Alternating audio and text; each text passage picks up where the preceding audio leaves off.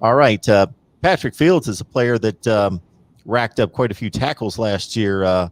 Was one of the leading. Oh man, my bad.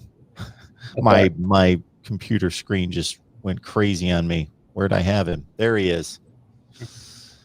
Patrick Fields is certainly a contributor to that 2020 success, 44 tackles plus a tackle for loss and a pick, but he's going to miss spring practice. Do we know any other players that could be absent or compromised for the spring?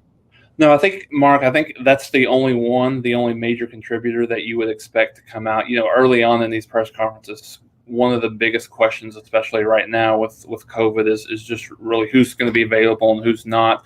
So from an injury perspective, he said that Pat Fields was really the only one that was going to miss any significant amount of time. He had a small procedure done early on just to clean something up. He didn't really go into detail into where exactly or what exactly that injury was, but just some small cleanup that he said he would probably miss a majority of spring, if not all. There's some thoughts that he could get back towards the end of spring. But I think, Mark, to your point about Pat Fields and just his journey with Oklahoma, he was a team captain last year. He's a 2-year starter, so he's probably a guy, especially in that crowded secondary, that may not necessarily need to get the full extent of spring ball. Certainly missing last year is an impact, but I think of all the guys in the back end of the secondary, he's one of those guys that probably doesn't necessarily need to have that spring ball on one side. On the other side, you've got a lot of new kids that are vying for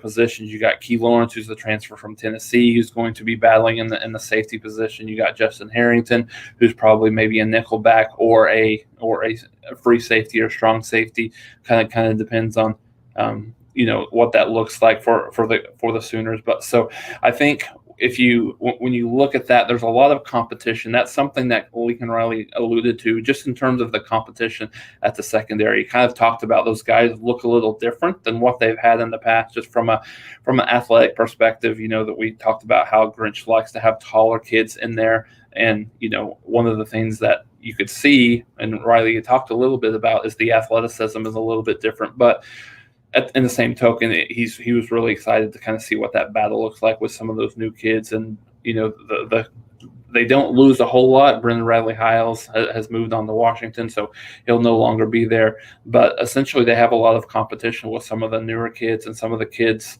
that will be stepping up. And specifically, Jeremiah Cradell, who is a safety, really a ballyhooed recruit from Oklahoma. He's going to be a redshirt sophomore this year. Redshirt his first year, was a redshirt freshman last year. Hasn't played a lot.